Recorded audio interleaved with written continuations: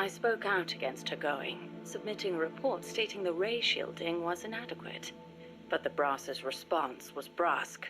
She's already been exposed to a nuclear test in Nevada. She's the perfect candidate. It was completely irrational. Repeated exposure to radiation would only increase the danger. But the government was still reeling from the Soviet success with Sputnik.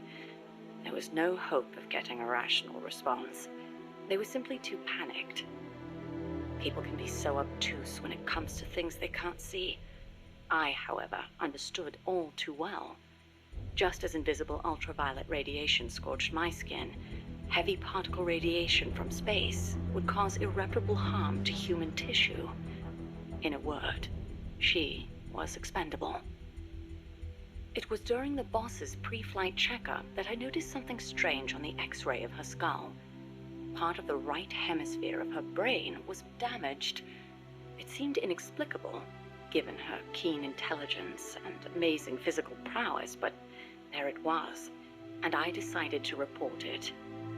I hoped that perhaps my discovery of a physical defect would result in the flight being cancelled. But as I went to make my report, she stopped me. "Why?" I demanded. "How can you let yourself be their guinea pig?"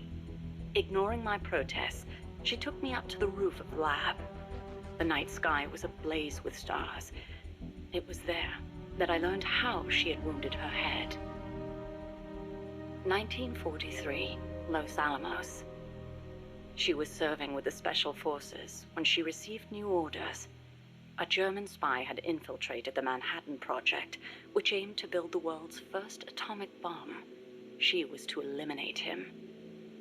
His name was John von Neumann, a mathematician with superhuman computational abilities and the designer of the explosive lens. The Manhattan Project was a top national priority, security accordingly tight. The guards couldn't be allowed to know what was going on. She'd have to slip past them and make the death look like an accident. It should have been an easy enough mission.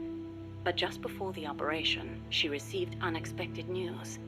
A new life was growing inside her. She was overcome with joy, and for one brief moment, it clouded her judgment. She accidentally got into a shootout with the guards, and without thinking, protected her belly. She was shot in the head. The bullet only grazed the surface of her brain, but the tissue around the wound was destroyed, leaving her in a coma.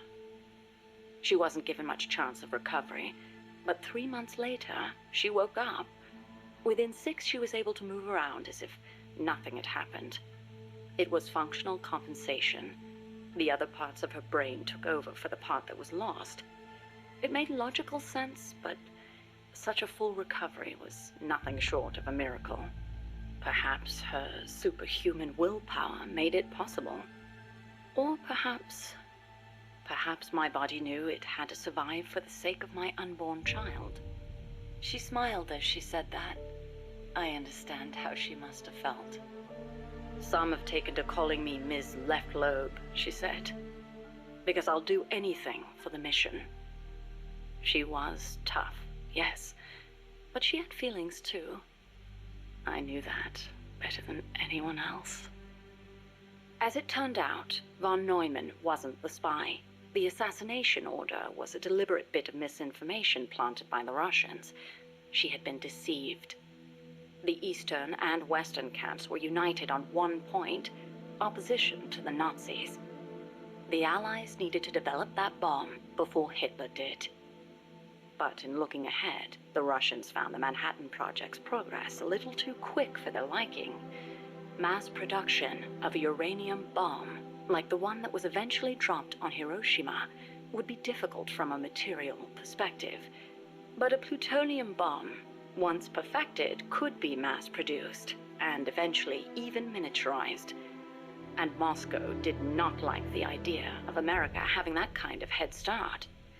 Explosive lens technology was critical to the plutonium design, so the plan was to get rid of its pioneer, von Neumann. And when that plot came to light, the US and the Soviet Union parted ways for good. It was one of the rare cold nights in Florida. She put her arm gently around my shivering shoulders. As I listened to her voice, I was wrapped in her soothing scent. I felt as if I were dreaming. Even in failure, she seemed perfect. Oddly enough, the failed assassination attempt helped preserve America's edge. A true super genius, von Neumann went on to make his mark in numerous fields outside of the Manhattan Project. Economic game theory, stored program computing. Almost all computers today use stored programs, the so-called von Neumann architecture. His death would have set back computing 10 years, and I wouldn't be at NASA doing research. I wouldn't have been there in her arms that night. I thanked the fates for giving me that chance. But then she said something unexpected. I should have killed von Neumann when I had the chance. Why, I asked. Wasn't the order a Soviet plot? I looked up at her as she began to explain. Yes, von Neumann was innocent, and killing the innocent is a grave crime. But I can't help but wonder, had I succeeded, what would the world be like now? Even without von Neumann, the explosive lens would have eventually been developed. Von Neumann architecture, too. But she seemed to believe that if progress had been put off for a few years, then perhaps East and West would have had a chance to work hand in hand. I'd never considered such a possibility, but her tone was confident, assertive. It was as if she intended to make the two superpowers shake hands herself. The explosive lens was developed too early, spawning a Cold War and an endless nuclear arms race, she continued. That mission sprung from deceit, but maybe it was divine providence too. It was like she was speaking to her own child. Her large, warm hand was on my head. I failed the mission because I let the mother in me take over. I should have killed him, no matter how great the guilt. If I'd killed him, I might not have prevented Hiroshima, but maybe I could have saved everyone in Nagasaki. I looked up at her and saw her looking up too, up at the starry sky. Her face showed only deep remorse. It was as if she'd convinced herself that she alone was responsible for creating this twisted world. But that's no reason for you to sacrifice yourself for this. I knew I'd never dissuade her, and yet I still clung to hope. I know you're concerned, and I thank you, but I have to be loyal to the end. And then she smiled at me. Loyal to the end. Loyal to what? I asked. But she didn't answer.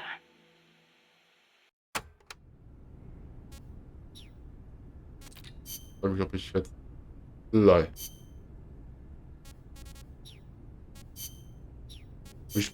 Hatte ich nicht letztens die ganzen KI-Einträge oder Briefing-Daten von Strangeloves mir angehört?